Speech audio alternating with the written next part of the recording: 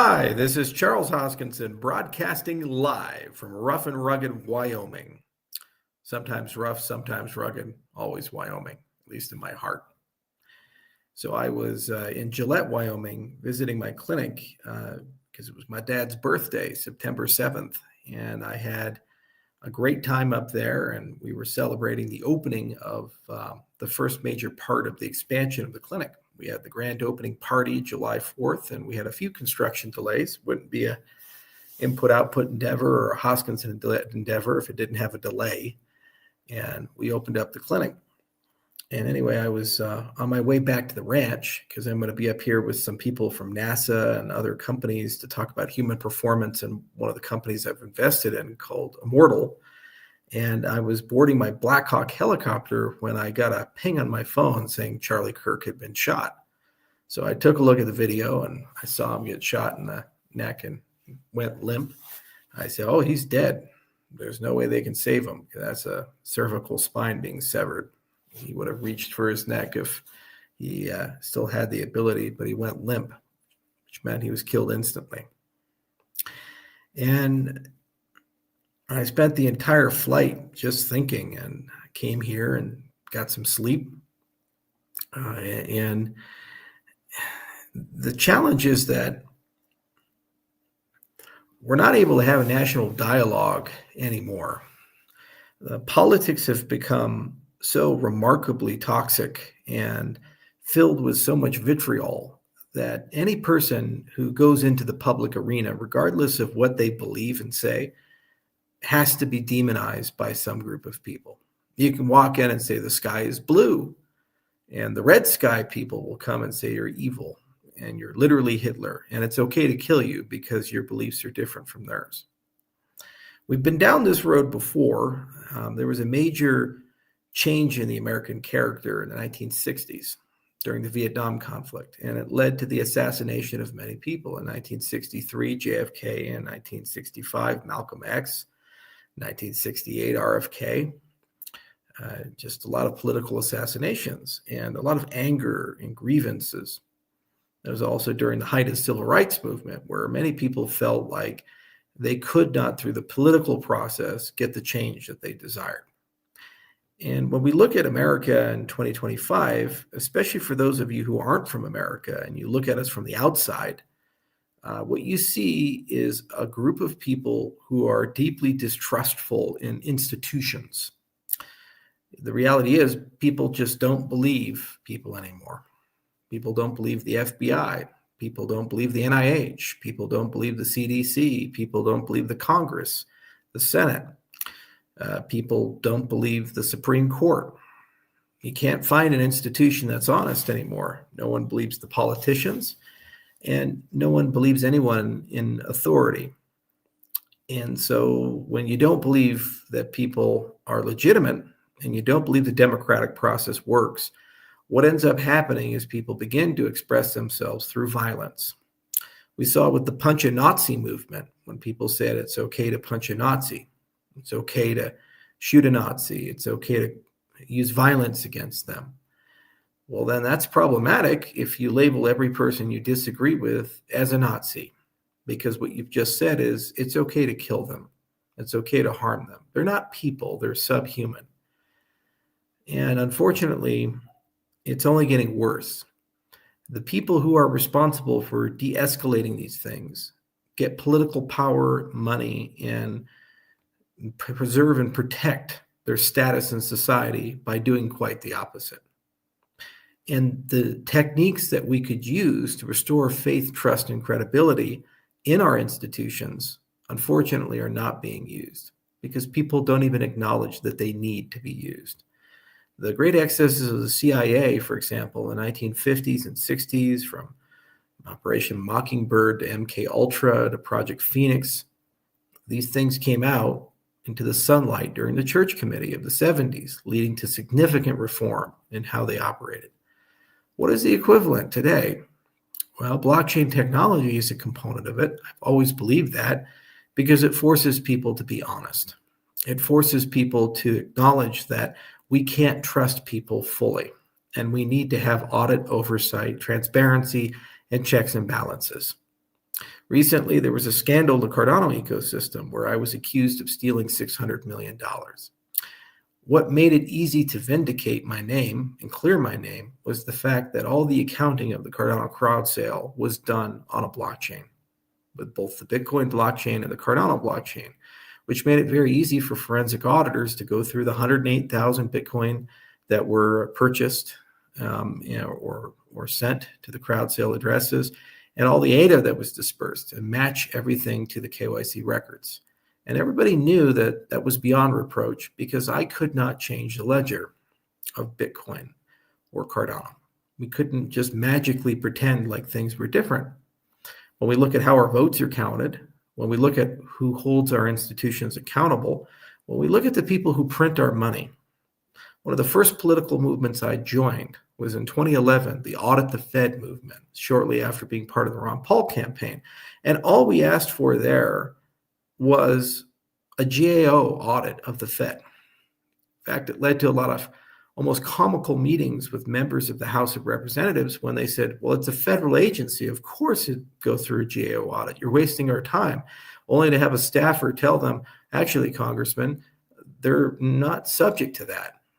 And the congressman would say, wait a minute, we need to audit these guys. Only later on to change their mind after somebody shadowy talked to them. We need the disinfecting nature of sunlight, and we need a return to objective truth and reality. If we do not have these things, we cannot build institutions on top of them. And if we cannot have institutions we trust, then we have no remedies when we have disagreements. The reality is the world has become very complicated, so complicated that all of the things that we tend to fall back on, our relationships with each other, how we communicate, even our faiths, are not measuring up to give us the answers and wisdom we need to create meaning in a meaningless world. War has gone from something deeply personal, where people like General Cota can charge the beaches with his fellow soldiers, trying to fight off a clearly evil enemy, to something where people can bomb people with drones and then go to Applebee's afterwards. And it's not entirely clear if those people you bomb are good people or bad people. You'll never see them or meet them, and it looks a lot like a video game. All the things that we do are starting to converge to a morally gray area, and even the definitions of life itself are becoming increasingly more difficult to discern. We have xenobots now from Dr. Levin's work. We have potentially a whole new definition of consciousness. We have genetic engineering occurring, and new species are being created, and trans species are being created. Everything from our genetic code to our society to our very faiths are up for change and debate. So no one feels any stability.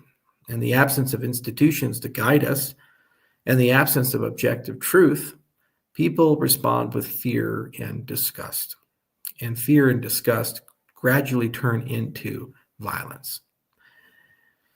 Well, we've been here before, not just the 60s, but in the 30s. We saw this with the rise of fascism and totalitarianism.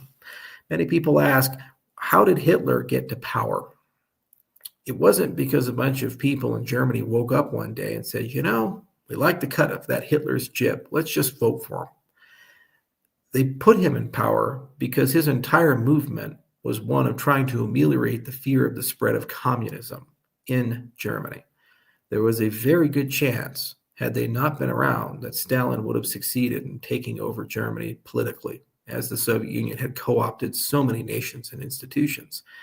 And the more conservative establishments of the country viewed Hitler as a stabilizing force that would be able to get rid of those scary communist people.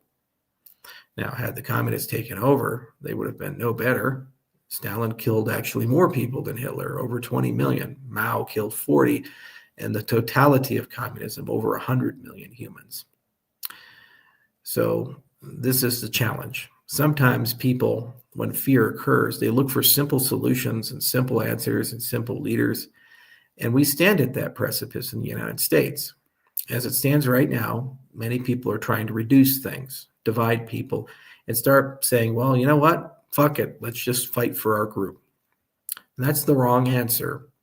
Each and every person, regardless of their gender, their ideology, the language they speak, the preferences they have, each and every person has a God-given right to freedom and liberty, and they deserve to be treated as equals. It's not healthy or productive dividing those people into little groups and saying, you're either with us or against us, you're the enemy, or you're my friend. Everybody should be your friend. And everybody we have to treat with some degree of empathy and understand them. It doesn't mean we have to agree with them. It doesn't mean you have to sacrifice your principles and beliefs, but we should all take the time to try to understand why people feel the way that they feel. And we should all take the time to understand that the vast majority of people that are spewing anger and hate and saying reprehensible things, the vast majority of them are either the victims of propaganda or victims of fear of change, fear of the unknown, fear of the other. And no one has really engaged with them in a meaningful way or inspired them in a meaningful way. In the 30s, humanity decided to take the easy road, and those fascist leaders and totalitarian leaders led us into the worst conflict in human history, crescendoed with the first use of nuclear weapons.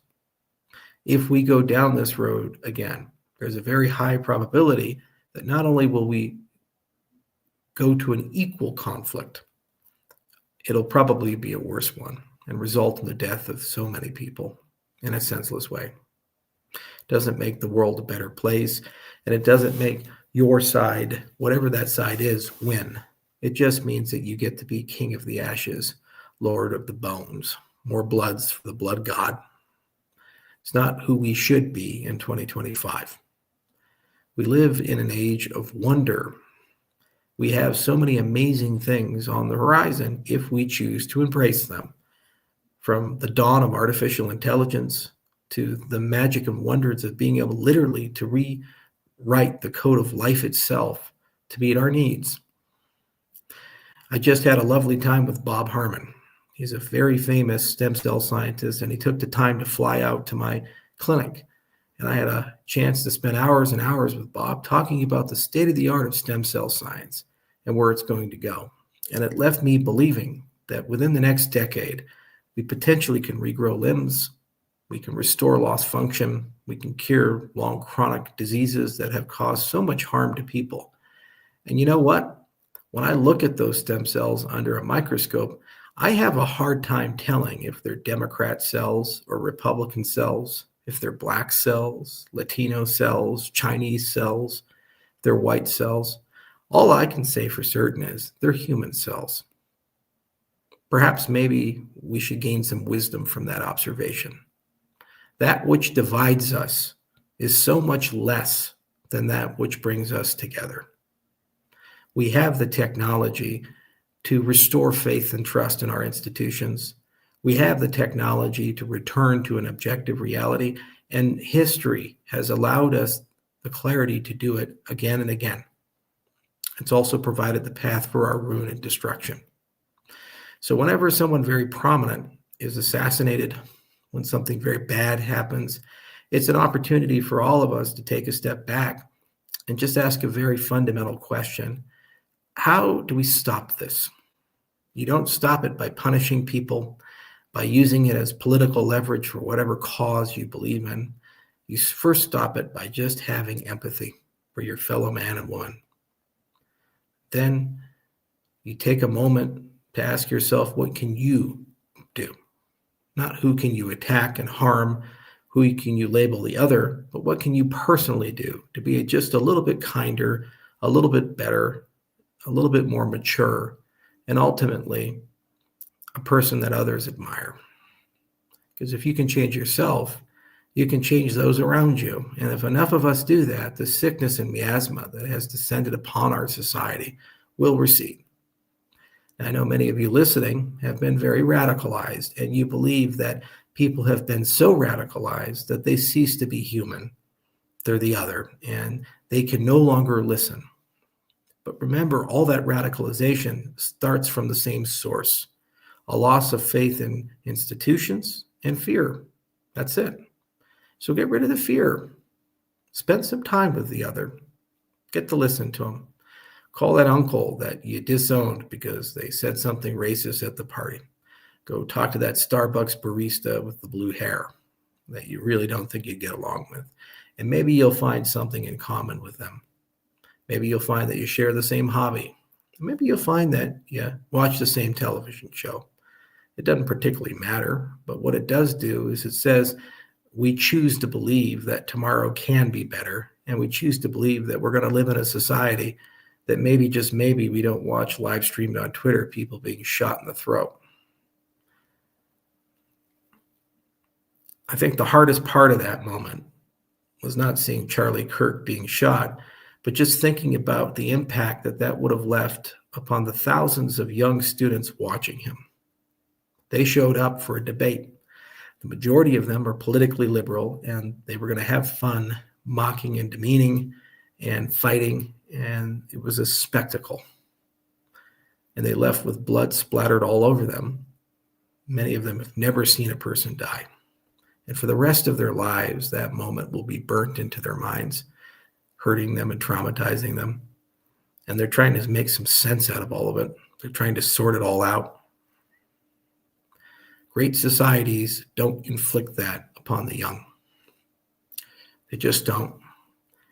And great societies don't try to encourage or perpetuate these things for political reasons. So let's have some empathy for them. Let's have some empathy for each other. And let's try to find a greater harbor somewhere else and try to return to a place of love. That's all I'll say about it.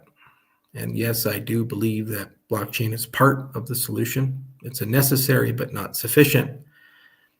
We just have to accept that it's going to get worse before it gets better. But all we really can control is whether we're part of the solution or we're part of the problem. And today at 9:19 p.m. here in Wheatland, Wyoming, September 11th, a day that certainly is burned into many of our memories, including my own, because I lived through it. Watched it on CNN as a kid, planes crashing into the skyscrapers, thinking it was a television show and not reality, because that just simply doesn't happen. I choose to believe that the world still can be a better place, despite the fact that bad things have happened. And I'm going to wake up tomorrow and try to make it one. It's your choice what you do too. Thank you all. God bless.